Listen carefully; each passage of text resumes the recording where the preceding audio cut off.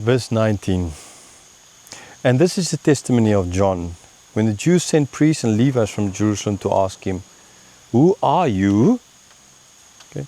So now we have the Jews sending priests and Levites from Jerusalem to ask him about his ministry, and actually more about who he is. That the Jews sent.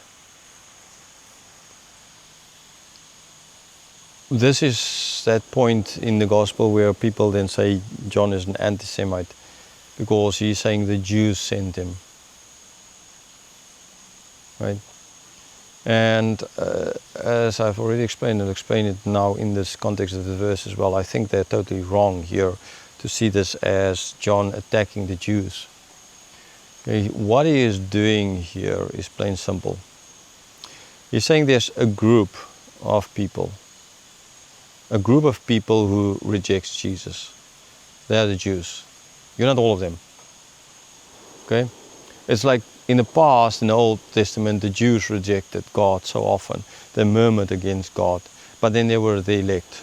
So there were the ones, the enemies inside the nation and the elect inside the nation. And this is a plain simple thing he's getting at here. Very simple, very straightforward.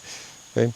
So actually it is a way of how he is, again, taking blame away from them. You have the choice. Either you're going to put yourself under the group of the Jews, right, as the ones who did this, or as a Jew, you're going to put yourself under the group of the elect, which was called children of God, who was born of God. Right, so there is. So if you just said, the leadership sent them, then they're all guilty because they are the leadership. Plain simple. Then all of you are guilty. No. But this is actually sad to see that the exact same thing John was trying to stop from happening, in the end happened. Okay, because by saying he used the term Jews to say that group of people, right, is wrong.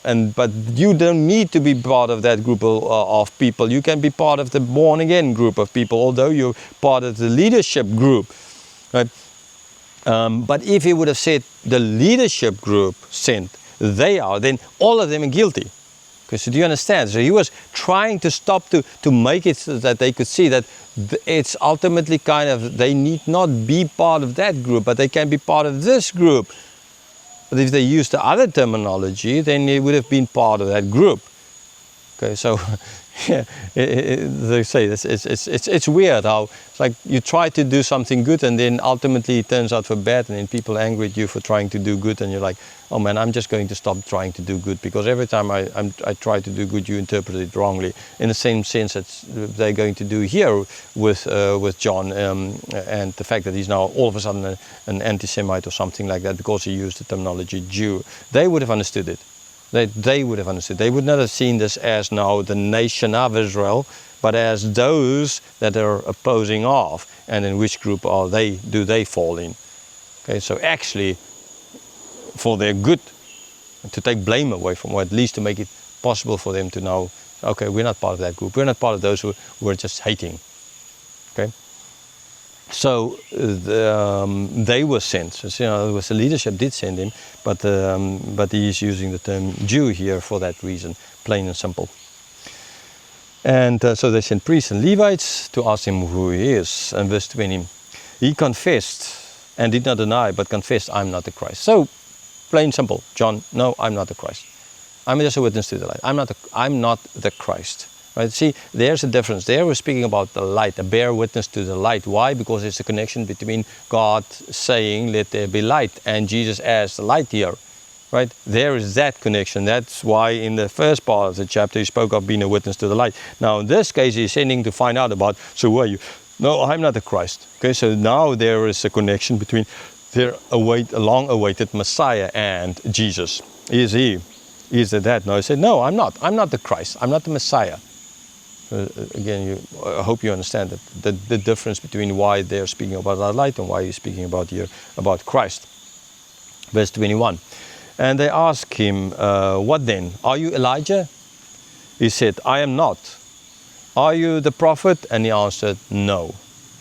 Okay, so No, they keep on asking. So Elijah, remember Elijah, the one who, and he actually kind of was Elijah, and Jesus is going to say yes, he is Elijah, but not in the sense that that he interpreted their asking of. He was not that Elijah. He was John.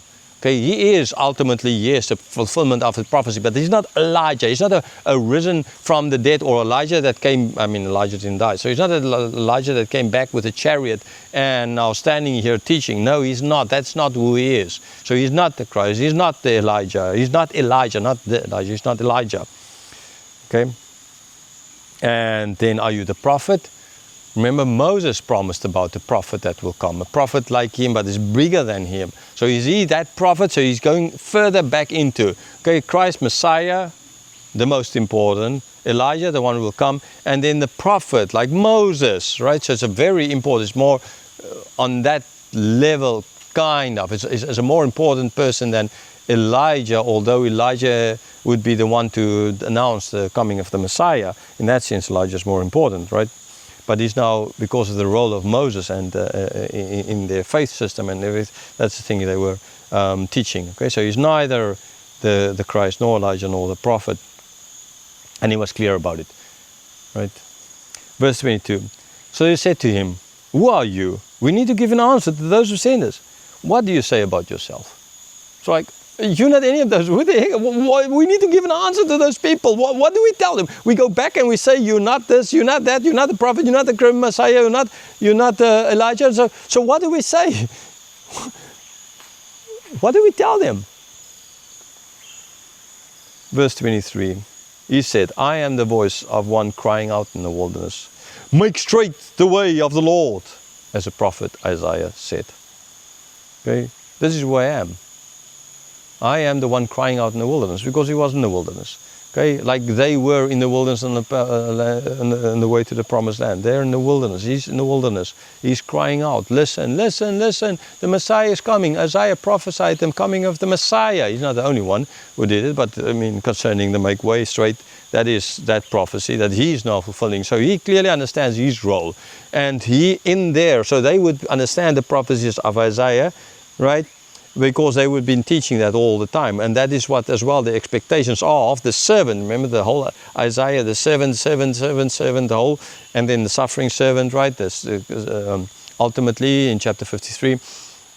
So this is who he is. He is just the one making straight the way for the coming of. So he's not Elijah.